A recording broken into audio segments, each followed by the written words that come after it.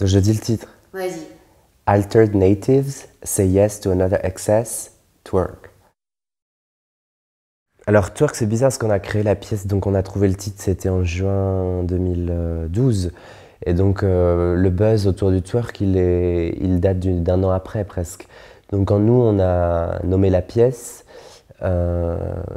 twerk, ça venait pour nous d'une chanson d'une rappeuse du sud des États-Unis, Lady, qui a une chanson qui s'appelle Twerk It.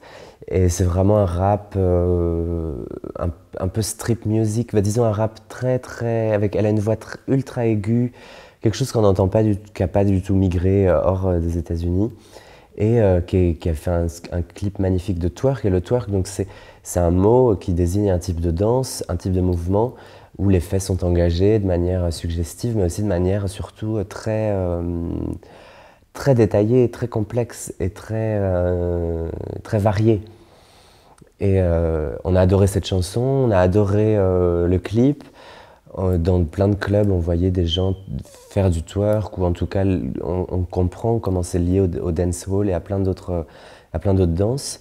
Le tout premier point de départ de la pièce, en fait, c'était qu'on voulait travailler avec des danseurs qui porteraient en eux des cultures, des histoires de la danse que nous, on n'aurait pas, pour faire une espèce de grand processus d'anthropophagie chorégraphique, où on viendrait s'entre-dévorer nos savoirs, nos danses, nos gestes. Donc en fait, ça a été un long processus avec Cecilia Bengolea et avec les danseurs qui sont avec nous, Alex Mugler, Elisa Yvelin et Anapi, où vraiment on a répété plusieurs mois, très longtemps. On a été à New York, on a été à Londres, on a répété à Paris, où les répétitions, on alternait toujours entre des longues journées dans le studio, à danser, à improviser, à chercher, à pas savoir, à avoir ou à avoir énormément d'énergie, et le soir à aller dans les clubs de dancehall, de house, de reggae, pour danser sur la musique, dans ce contexte-là, rencontrer des gens aussi qui pourraient nous apprendre des pas, qui pourraient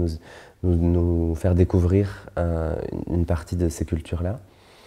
Et ensuite, Cecilia, disons quelques mois avant la création, à Londres, elle a rencontré deux DJ du label Butters, donc Elijah et Skilliam, qui sont deux DJ d'un type de musique qu'on appelle le grime, qui est une musique qu'on entend surtout à Londres. Grime en anglais, ça veut dire crasse.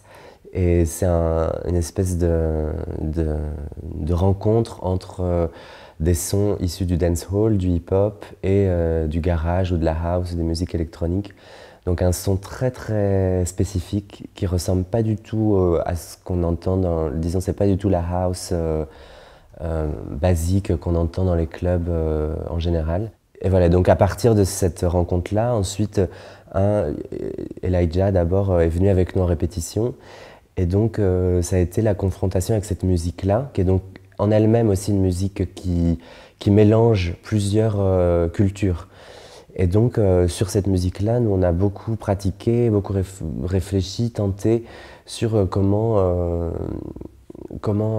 embrasser toutes ces danses, toutes ces inspirations qui pour nous sont d'égale importance et qui nous semblent être d'égale importance aussi au regard de l'histoire de la danse et de ce qu'elles apportent en termes de gestes, de rythme, d'invention de corps. Et les DJ donc jouent en live.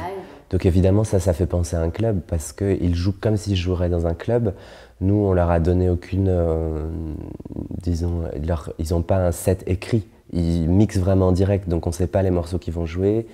Et donc il y a vraiment l'excitation d'être avec des DJ qui pratiquent leur art de DJ, c'est-à-dire en fonction du moment,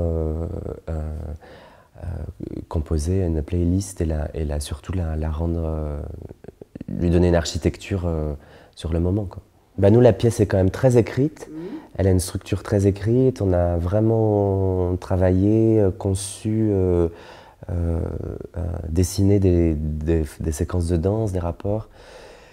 Et donc la playlist change, mais le style reste toujours le même néanmoins. Ils vont pas nous passer un coup de la pop, un coup donc donc c'est dans ce style-là qu'on navigue et évidemment on s'adapte. Disons que parfois le tempo change un peu et ce que la musique induit.